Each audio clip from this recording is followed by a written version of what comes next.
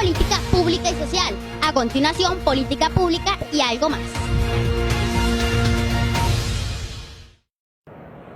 Hola, muy buenas tardes, bienvenidos a Política Pública y algo más. Buenas tardes, José.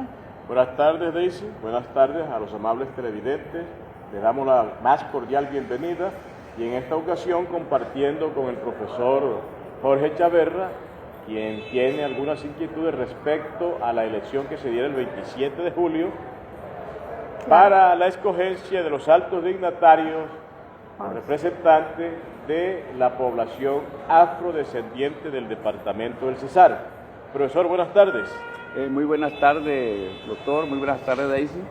Y aprovecho esta oportunidad para saludar a la afrodescendencia internacional, ya que estamos en el decenio de la afrodescendencia, y muy especialmente a los afrodescendientes palenqueros y raizales residentes en el departamento del Cesar, mis hermanos de etnia. Bueno, como lo decía José aquí anteriormente, hubo unas elecciones. Bueno, prácticamente no se hizo una elección. ¿Qué fue lo que pasó en el acto? Es decir, yo lo que entiendo es que sí la hubo, pero... O sea, ellos se habían citado para hacer unas elecciones. Estuvo viciada. Exactamente. ¿Qué fue lo que pasó exactamente, profe?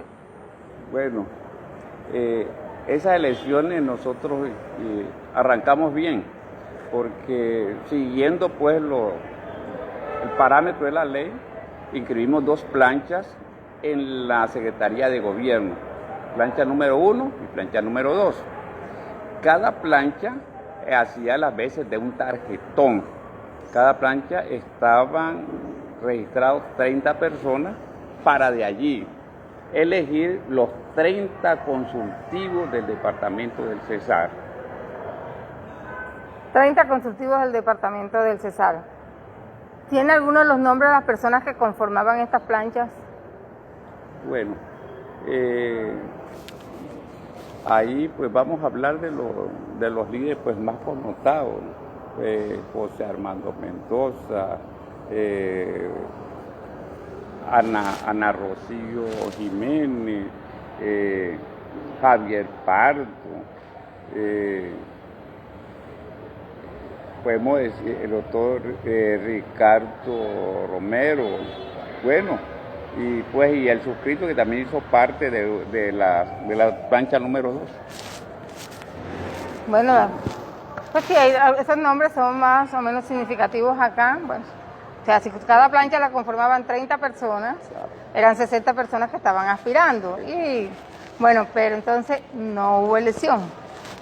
¿Qué pasó? Se formó, o sea, es que los afros, yo siempre tengo la inquietud de por qué esos afros que están organizados, ya sean en fundaciones, en organizaciones, siempre tienen como que una rivalidad. Un tiraquejala allí y ya. Entonces, bueno, ¿dónde consiste, profesor, exactamente la insatisfacción por lo que se adelantó el 27 de julio? La insatisfacción consiste en que ahí hubo un vicio que se venía cometiendo hacía años, y al inscribirse las planchas yo creí que eso ya se había erradicado, era cosa del pasado. Entonces, al inscribir las planchas en la Secretaría de Gobierno, el constituyente primario, que son los representantes de las organizaciones de base y los consejos comunitarios, nos convocaron a la elección en una casa de campo. Cuando llegamos hasta ahí estamos bien, porque las planchas están inscritas en la Secretaría de Gobierno.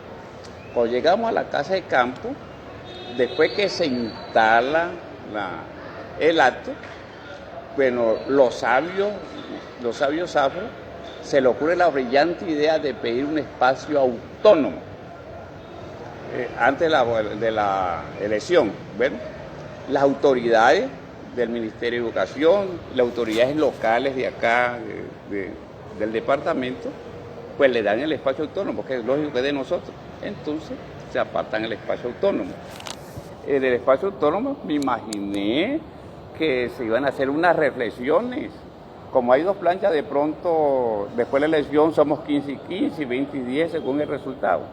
Pero el espacio autónomo sale un humo blanco, que ya no hay elección, sino que los consultivos se van a repartir. Cuando yo escucho reparto, yo digo, bueno, pero es que tenemos un botín, ya pisoteamos lo que inscribimos acá. Y viene la solución salomónica de reparto. Y en ese reparto, pues yo no lo veo salomónico, porque invocaron que en el Cesar hay 22 municipios con fortaleza afro. Y a cada uno de esos municipios le tocaba por derecho de que un acto consultivo. Y entre esos 22 municipios está Valledupar. Entonces a Valledupar le tocan 8. Mi pregunta es, Valledupar es un municipio chimila, un municipio con ascendencia nativa, aborigen. Y el proceso interétnico de Valledupar son los aborígenes europeos. Por lo tanto, Valledupar no es fortaleza afro para darle 8 altos consultivos. Pero si eso era salomónico, que fue lo que presentaron allá, teníamos que ir a la historia. El Cesar tiene 2 municipios que históricamente son afrodescendientes palenqueros y raizales, Tamalameque y Chiriguaná, esos 2 municipios. Entonces, ese reparto tenían que tener en cuenta a Tamalameque y a Chiriguaná y no a Valledupar. Como entonces Tamalameque tiene derecho a un consultivo, Chiriguaná tiene derecho también a un consultivo y Valledupar tiene 8 cuando Valledupar no tiene asentamiento afro. Esto es aborigen y su proceso interétnico es con europeo. Bueno, profesor, ahí yo me permito discrepar de su apreciación con todo respeto, porque es que si bien Valledupar como ciudad es de ascendencia chimila, luego influenciada por los europeos, concretamente por los españoles que llegaron, como municipio sí tiene asentamientos afro, y ya está demostrado con el caso de Guaymaral, el caso de Vadillo, el caso de Guacoche, que tienen sus consejos comunitarios. Valencia. Sí, Valencia también tiene su parte afro, y además de Chiriguaná y de Tamalameque, El Paso también tiene su ascendencia afro. Entonces yo creo que a Valledupar como municipio, no como ciudad, se le debe tener en cuenta. Sin embargo, como ciudad también hay unas familias que son de ascendencia afro. Bueno, la discusión no es que Valledupar no tenga asentamientos de afrodescendientes. El tema es que en la elección había unas cartas marcadas y había que poner a Valledupar por encima de los otros municipios. Miren, yo cuando le dije que Chiriguaná y Tamalameque históricamente son los municipios que tienen históricamente asentamiento afro, no hablo de Curumaní, ni del Paso, ni de Las Aguas, porque esos municipios son hijos de Chiriguaná. Y cuando yo hablo de Chiriguaná, esos están ahí, están ahí. Esos son hijos de Chiriguaná. Es que estamos allá con la historia. Aquí es más, Valledupar, sí, nosotros sabemos los consejos comunitarios, Guacoche y toda la zona rural, Valencia, Mariangola, sí, nosotros sabemos eso. Pero esa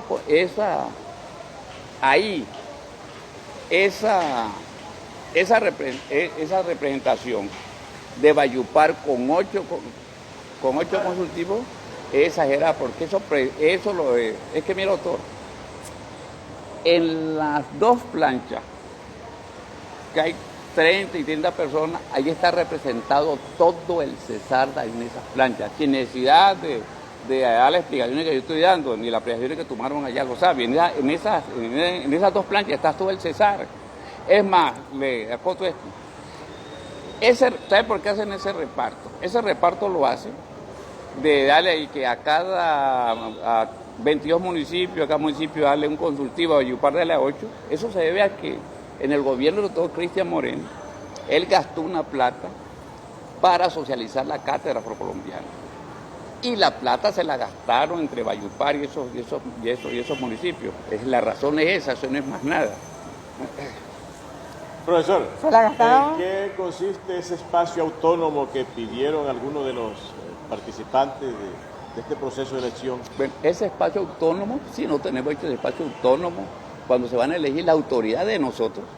Ese es como la consulta previa, cuando va a pasar algo, van a hacer en una vereda, en un territorio.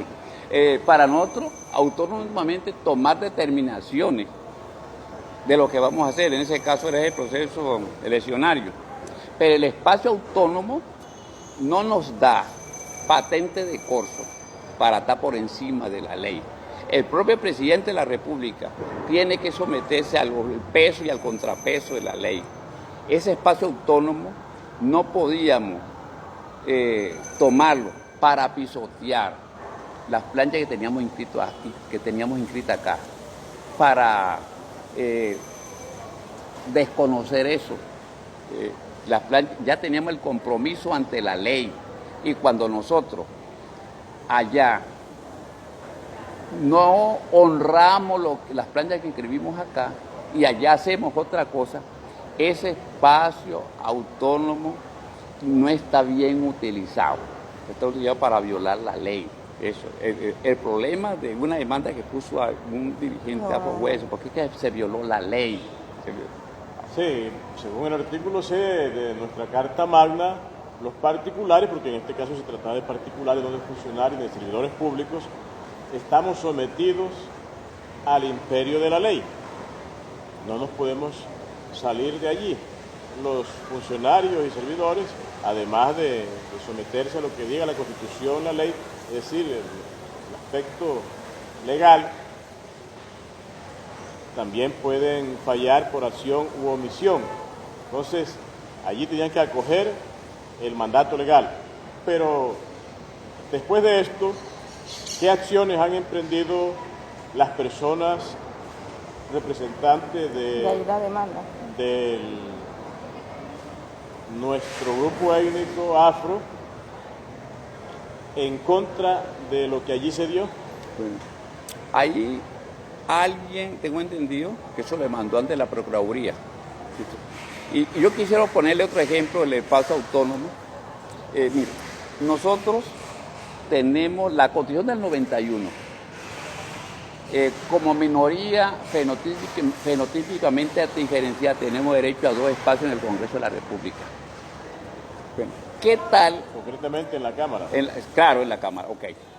¿Qué tal si los afrodescendientes que viven en Bogotá pues, invocan un espacio autónomo y dicen, bueno, como nosotros vivimos en Bogotá, representamos a todos los afros de Colombia, y esos 2 espacios son para nosotros, los asumimos nosotros?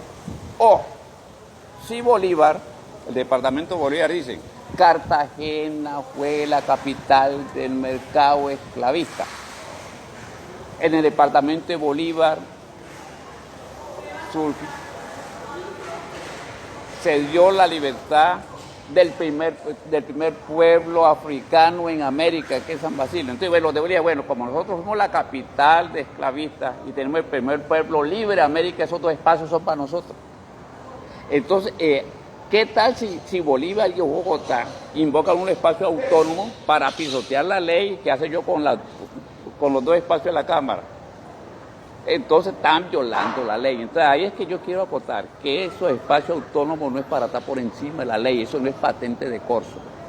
Y mi mensaje es que esto, me voy a la filosofía de los chinos dicen que lo mejor es lo que sucede. Inclusive, entonces, la muerte es lo mejor que sucede porque después nos vamos a estar allá en el asilo de Dios. Aquí tenía que darse esta corrupción para que se corrija, para que se denuncie y se corrija. Yo creo que entre 4 años que se den las otras elecciones, o que si se revoca esto, que tengan que darse, estas componendas no se vuelvan a hacer, porque ya y es más, doctor, este es un ejemplo que le vamos a dar a unas organizaciones de base y unos consejos comunitarios que están recién nacidos. Tenemos que darle este ejemplo, que aquí hay una ética, una dignidad y hay unos principios democráticos, unos principios que nos legaron nuestros antepasados. Nuestros antepasados no nos dejaron legados tramposos, sino honestos y honrados. Y pues ahí le asiste a usted toda la razón, el hecho de cambiar las reglas de juego a mitad del partido. Pero ahora me asalta otra duda. ¿Es el Ministerio Público el organismo competente para dirimir estas discrepancias? Pues claro, porque como ahí se violó la ley, entonces sí el Ministerio, porque es que este pecado no es de Dios, no es del diablo, no es del gobierno nacional y el gobierno departamental, este pecado es de nosotros. Y entonces tenemos, cuando uno peca aquí en la tierra, tiene que someterse a la ley de la tierra. Entonces sí lo tiene que dirimir allá donde pusieron la denuncia, allá en la Procuraduría. Bueno, profe, pero yo le decía al comienzo de la entrevista precisamente, yo siempre he visto que esas organizaciones afro que hay acá, las fundaciones, hay mucha discrepancia en ellos, siempre hay un tira que jala, y yo le hacía la pregunta ahorita, pero Moniver le hizo otra. ¿A qué se debe esto? Porque siempre están unos en contra de los otros, y nunca se ponen de acuerdo, porque es que yo veo que esas fundaciones, organizaciones de base, nunca se ponen de acuerdo. Y todo, por lo general, cuando hay algún presupuesto para los afro, siempre como que se van al suelo, por lo general, precisamente por estos disgustos que hay entre ustedes mismos. Bueno, lo del presupuesto como que lo adivinaste. Yo creo que uno de los que provocó el espacio autónomo para hacer una elección así como con un mercado personal, a la representante del Ministerio del Interior se le ocurrió decir que había unos recursos y que teníamos que hacer esa elección ya porque eso se perdía. Entonces eso le dieron como una interpretación semántica. Esta elección hay que hacerla como sea, con la cultura del todo vale, como dice Mocu. Entonces cuando esta señora dijo eso, cada dirigente se sintió con un grano de arroz en el estómago y una moneda en el bolsillo, ahí se formó la del diablo. La pregunta que usted me hace, que por qué hay diferencia entre nosotros, eso se debe a que la respuesta no ya sociológica. Nosotros los afrodescendientes de africanos, cuando somos uniétnicos, o sea, cuando no tenemos mezcla de ninguna otra etnia, nosotros nos tratamos como hermanos, hasta nos amamos como hermanos. Pero el problema del afrodescendiente cuando es biétnico, cuando él biológicamente tiene el proceso con otra etnia. Y lógicamente que como lo que se hereda no se hurta, entonces ahí hereda esos vicios. Observa tú que los turcos son muy sigilosos para mezclarse.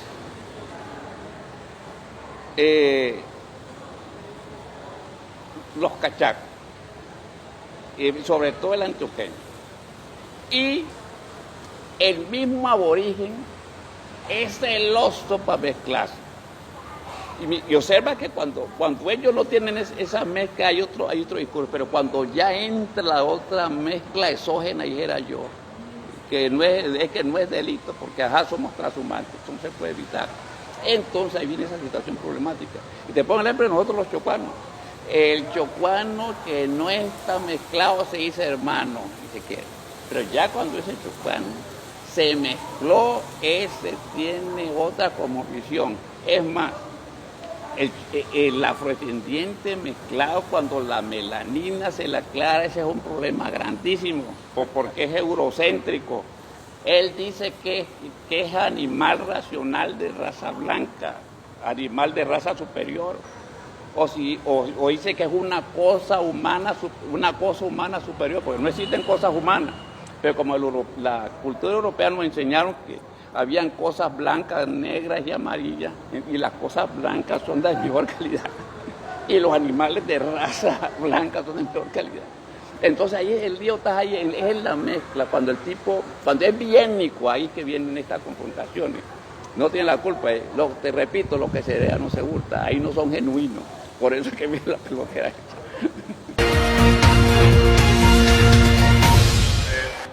Respecto a las diferencias, a la discrepancia, a las confrontaciones entre las diferentes organizaciones, fundaciones que representan A los afrodescendientes.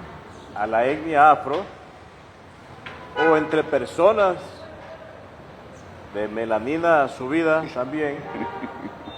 Yo viví esa experiencia como concejal de Valledupar, como quiera que fui ponente del proyecto de acuerdo por medio del cual se aprobaron las políticas públicas de afrocolombianos en el municipio de Valledupar.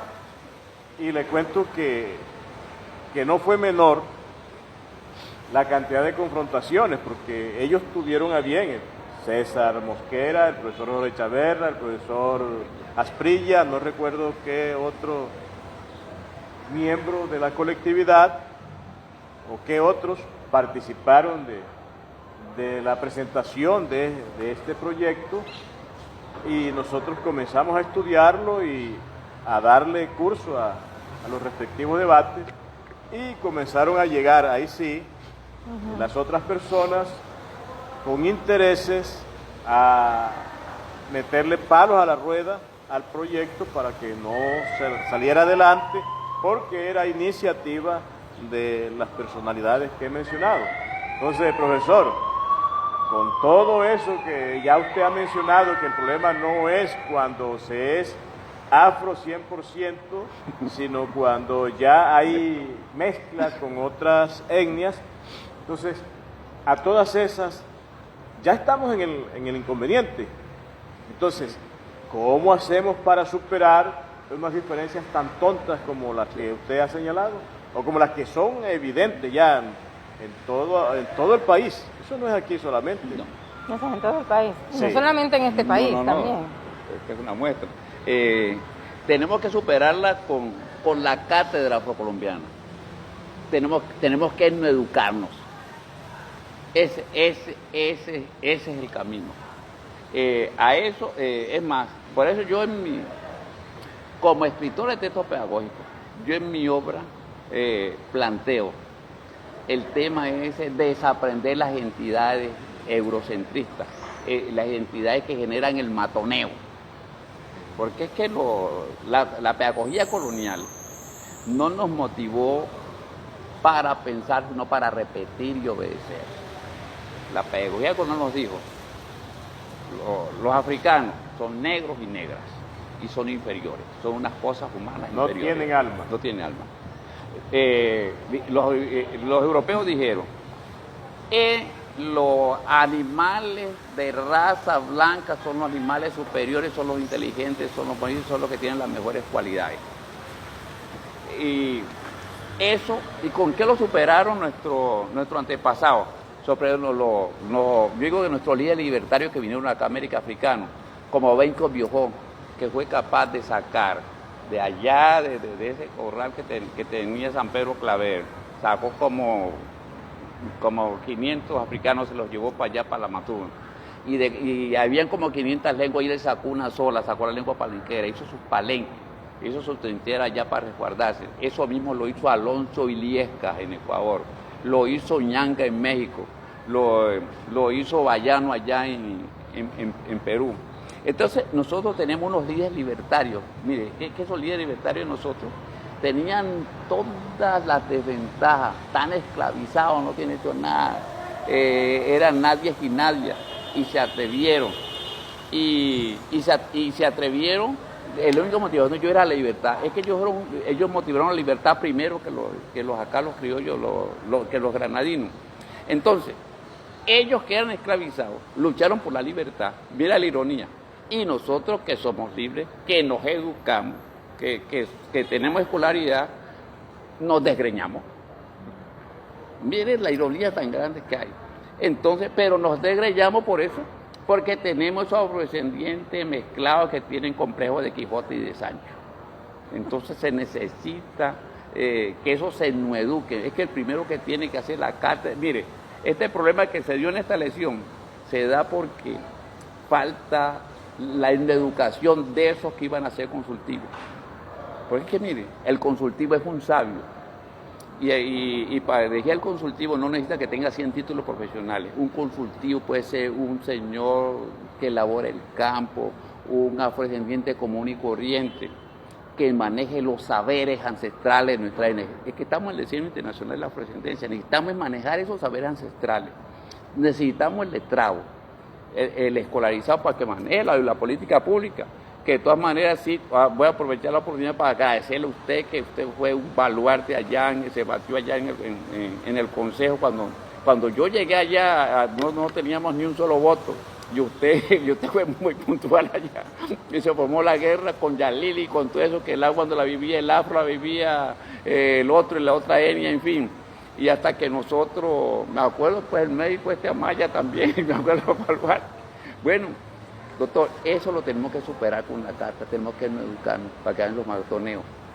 Y ese matoneo, y es la lingüística inferiorizante que tenemos que sacar acá, que nos tratemos como seres humanos, que no se hable de negro, de verde, ni blanco, ni amarillo, porque no existen cosas humanas sino seres humanos, tenemos un ser humano. Que tengamos claro, que aprendamos que somos animales racionales de raza humana. Las mujeres no paren animales en ninguna raza y las animales tampoco paren humanos en ninguna etnia. Tenemos que utilizar lo que hicieron nuestros antepasados. Tenemos 2 manos para obrar y tenemos un corazón para amar. Lo que tenemos que hacer es eso. Y un cerebro para pensar. Gracias. Pero, profesor, yo le quiero decir algo. A usted le asiste toda la razón. Cuando hay una mezcla, bueno, conserva el cuerpo de la negra. Oye, conserva el cuerpo de la negra, pero tiene otro rasgo. Entonces yo tengo una amiga que tiene esas características y yo le digo negra por cariño y se me ofende. No. Créame que se me ofende cuando yo le digo negra. Claro, porque no es cosa humana. Bueno, profe, gracias. Profe, gracias por habernos acompañado en el día de hoy aquí en Política Pública y algo más. Bueno, se aprende un poquito siempre algo de nuestra historia y de lo que está pasando actualmente con estas comunidades que, bueno, algún día, Dios mediante y con el favor de Él, saldrán adelante también y dejarán todas esas disputas que tienen atrás y esas diferencias. No, ya el doctor Fiore hay que hacerle un homenaje. Es que no puede ser un héroe anónimo. Él fue el ponente allá. Él no puede seguir siendo un héroe anónimo. Cuando hagamos esta elección, yo eso lo voy a hacer yo. Usted no puede seguir siendo el héroe anónimo. Usted no me lo está pidiendo. Es que yo sé lo que usted hizo. No, gracias. Y al respecto de eso, una forma de practicar la discriminación que también ha habido con respecto a la afrodescendencia, es negar la discriminación. Sí. Entonces, sigamos adelante, la lucha es grande. Unos breves comerciales y ya volvemos. Francisco Valle Angarita le cumple al Agro del Cesar. Bueno, este es un sector que me toca el corazón porque esta es nuestra actividad principal y que hemos hecho ingentes esfuerzos para reactivarlo, para poder garantizar su dinámica porque es nuestra principal vocación natural que tenemos en el territorio. Durante este gobierno, 1.000 productores del campo se han beneficiado con incentivo de capitalización rural. 2.248 beneficiarios del programa de seguridad alimentaria. Se han realizado 22 alianzas productivas, beneficiando a 2.348 agricultores. Compromiso franco cumplido.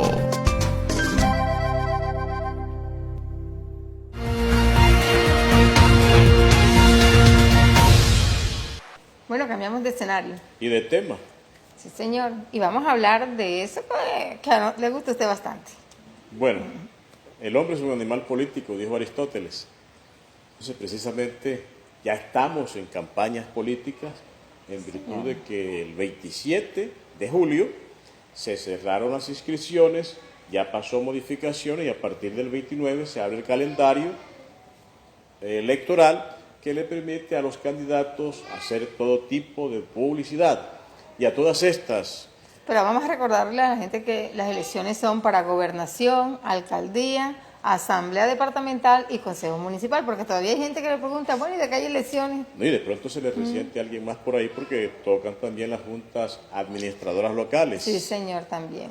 las famosas HALs, aunque aquí pues, no han tenido mucha funcionabilidad, pero en Bogotá, por ejemplo, las juntas administradoras locales tienen mucho protagonismo, habida cuenta de que allá hay las alcaldías locales. Bueno, ya que habla de alcaldía, vamos a comenzar por allí. Hay 7 candidatos a la alcaldía de Valledupar. Bueno, digamos también, antes de mencionar a los candidatos, que hubo algunos aspirantes que no alcanzaron a candidatizarse por diferentes circunstancias. Dentro de ellos estuvo nuestro amigo en común, Tulio Fuentes Carrillo, que primero pretendió hacerlo a través de firmas y tuvo inconvenientes, luego tuvo el ofrecimiento del PRE, Partido de Reivindicación Étnica, y de Colombia Renaciente, pero al final ninguno de los dos pudo avalarlo y entonces esas aspiraciones se quedaron ahí. Claro, hay muchas influencias, bueno, sí, estamos en política y en política todo puede suceder. Sí, caso similar sucedió con Lina de Armas, que tampoco pudo aspirar, con el señor Alfredo Sades, que me hubiera gustado verlo en campaña. A mí también, porque es un hombre que es un poquito polémico, pero dice verdad, dijo yo. Bueno, quedó también Alfredo Sades, hasta último momento estuvo diciendo voy, y no fue. Bueno, también se quedó Piedad. Piedad también.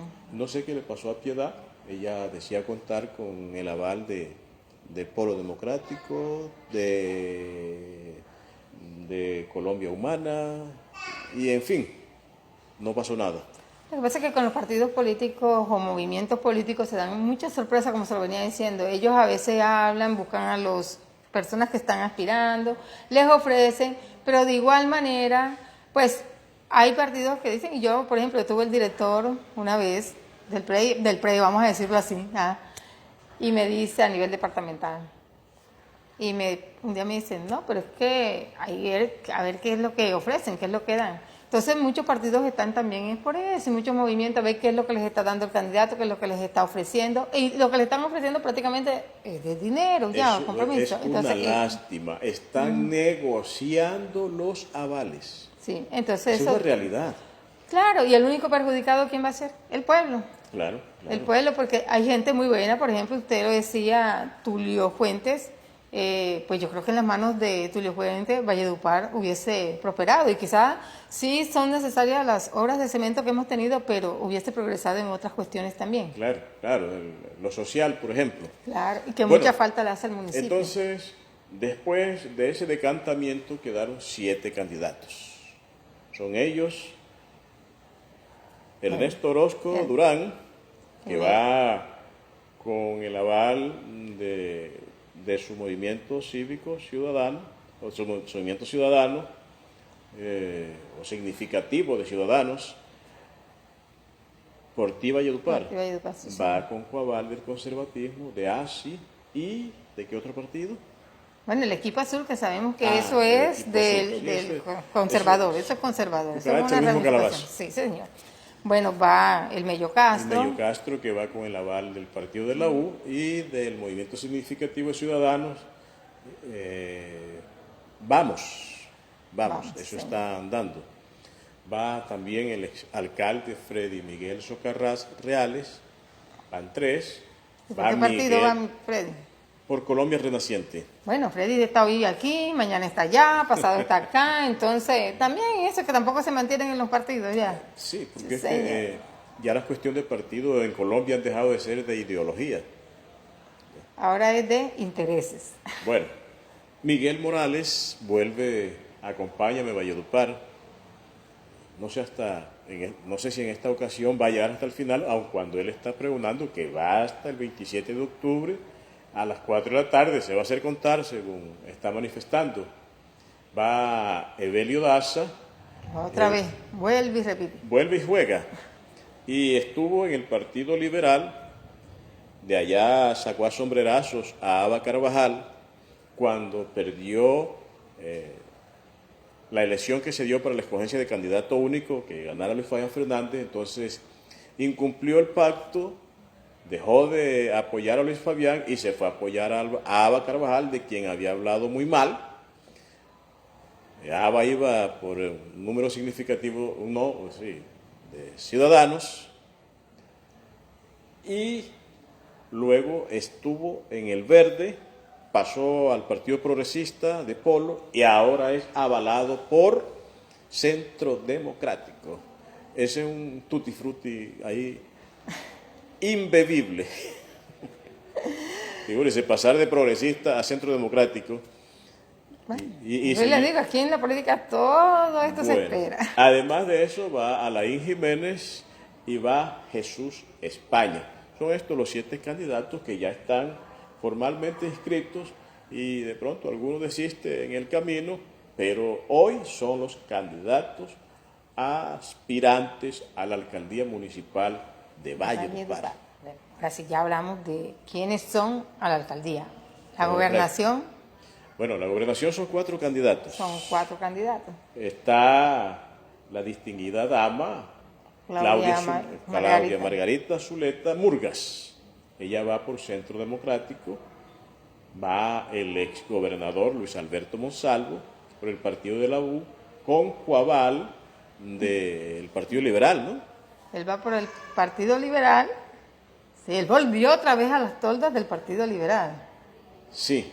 Sí, él volvió a las toldas del Partido Liberal y él va por el Partido Liberal. Pero como coaval, el aval de él es de la U. Eso hay que investigarlo bien. Hay que investigarlo bien, sí. Sí. Bueno. El señor Jaime Araujo Rentería y Calet Villalobos. Jaime Araujo va con aval de Colombia Humana y el partido UP. Entonces, usted sabe que la UP volvió a tener personería jurídica y él aprovechó esa coyuntura y está ahí. El señor Caleb Villalobos va con el aval de un movimiento significativo de ciudadanos, Cambio Verdadero, ¿no? Cambio con K, Cambio Verdadero. Entonces, ahí está ya... Y viene con el apoyo fuerte de la familia Char de Barranquilla, los de la Olímpica. Los NAME. Y de NAME también. Bueno, ojalá sirva para algo.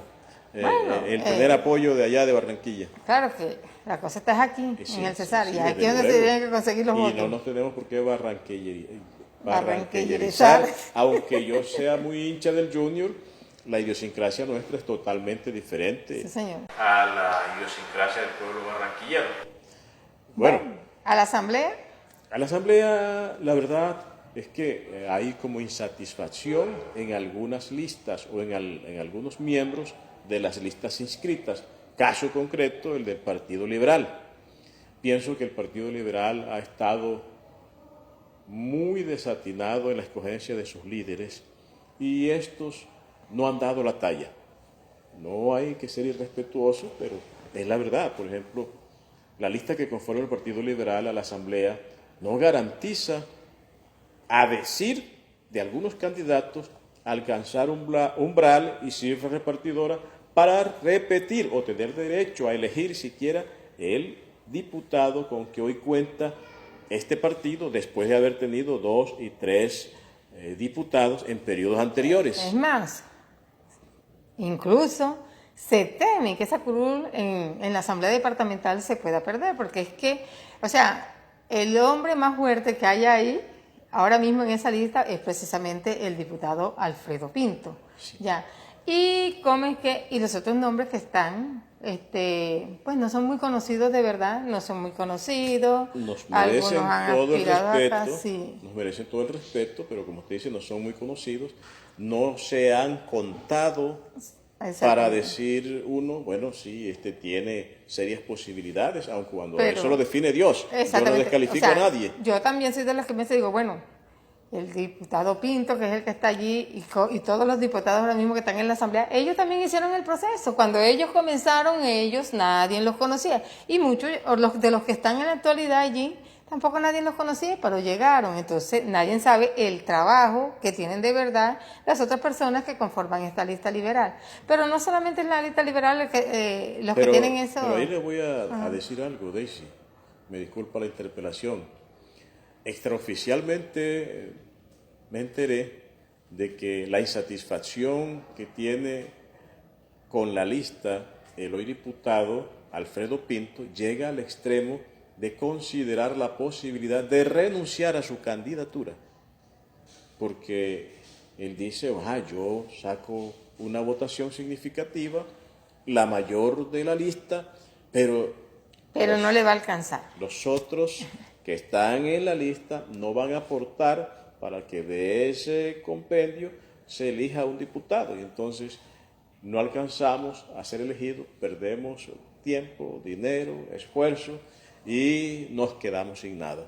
Y así las cosas, el que se va a quedar sin nada no es él, sino el partido. Sí, señor, el partido, sí. O sea, no han tenido como que una disciplina los codirectivos del partido. Me da mucha pena con el señor Arturo Calderón, pero no ha tenido la suficiente grandeza para manejar un partido de la trayectoria nacional del Partido Liberal. Es un partido, el primer partido político de Colombia, y él lo tuvo en sus manos por mucho tiempo y no dio para organizar una lista. Lo tiene en sus manos. No dio para organizar una lista a la Cámara que garantizara la elección de un representante. Y ahora lo que se dice es que ni siquiera para un diputado. Y mire que el partido viene de perder 2 curules al Consejo en la elección pasada, de perder una curul a la Asamblea en esa misma elección, y hoy lo que se dice es que va a quedar sin una sola. Entonces, además, la forma como trata el señor exdiputado Quintero a Arturo es bastante fea, porque no lo ve como el líder que debe tener el Partido Liberal. Y la verdad es que los hechos así lo demuestran. Sí, señora, así lo demuestran. ¿Y cómo claro, pierde alcaldías, pierde consejos. Pierde gobernación, pierde cámara, pierde todo. Ajá. Y lo peor, después de hablar tan mal de la Casa Monsalvo, alguien dice se vendió, otro yo prefiero decir se regaló. Se regaló y se va con muy mal crédito. Entonces, qué pena con por ahí dicen que era que habían llegado como que a ciertos acuerdos. Usted sabe que el exgobernador viene en unos procesos, y pues yo creo que lo que le ofrecieron al señor Arturo Calderón era que si Luis Alberto Monsalvo no llegaba a aspirar de verdad, o sea, a concretar su candidatura, el candidato iba a ser él. Pero ya no se inscribió. No, entonces ya no va a hacer nada. Ya no va a hacer nada. Ya no va a hacer nada. Y creo que ya este es el descalabre total de Arturo Calderón en sus aspiraciones de llegar a la alcaldía o a cualquier otra corporación. Sí. Yo pienso que se cayó solito. Solito, perdió credibilidad y confianza en la gente, y eso es fatal. Sí, señor. Bueno, entonces, así las cosas. Vámonos también, fíjese, con los concejales también. Sí, por eso, vamos ahora a ver qué pasa acá. Con las listas al Consejo, que también hay unas listas que, a decir de los mismos candidatos, están bastante flacas, lánguidas, están desnutridas, les falta cañaña. No, pero ¿qué pasó entonces con los concejales? Bueno, además de que habiendo una sanción en firme impuesta por la Procuraduría contra 16 concejales que no se ha podido cumplir, pues entonces ahora vienen unos candidatos que a decir de muchos ciudadanos no les suenan. No, porque es que, o sea, nos pintan lo mismo. Pero mire, va la hija de Gaby Mundi. Ya no va Gaby, porque él está también en ese proceso que hay con los consejos. De los 16. Va la hija de Gaby, pero van divididos. Porque Vivian también está aspirando al consejo. Entonces, ya los Moody, ya esa votación de los Moody va dividida. Y No, también debemos... A lo mejor se siente con fuerza para sacar los dos. Pero es que yo también le digo, en las elecciones anteriores, Moody no era, o sea, Gabby Moody no era una de las no era de las primeras votaciones del Partido Liberal. Sí, en anteriores. Sí, en anteriores. Entonces yo siempre decía, está como que ahí agarrándose también para llegar. Pero vamos a ver, bueno, la hija tiene la juventud y vamos a ver. Pero Sí, la gracia y de pronto mayor formación académica. Claro. El señor Alex Pana lleva al hijo. Sí, señor, lleva al hijo. Jessy Triana lleva a la esposa. A la esposa. O sea, ellos no quieren dejar ninguno. Ay, Dios mío. Es que la verdad, porque yo digo, tienen oportunidad también. Es que no hay personas con capacidad intelectual dentro de su equipo, porque dentro de su equipo, porque tienen que llevar a los familiares, o sea, perpetuarse ellos en el poder, sí. aunque sea con otros. En nombre ajeno. Exactamente. Entonces, ahí estamos. Vamos a ver qué va a pasar en todo este acontecer político de aquí hasta el día de las elecciones. Bueno, pero entonces las listas que se ven fuertes puede ser la lista conservadora que tiene 3 curules, ¿no?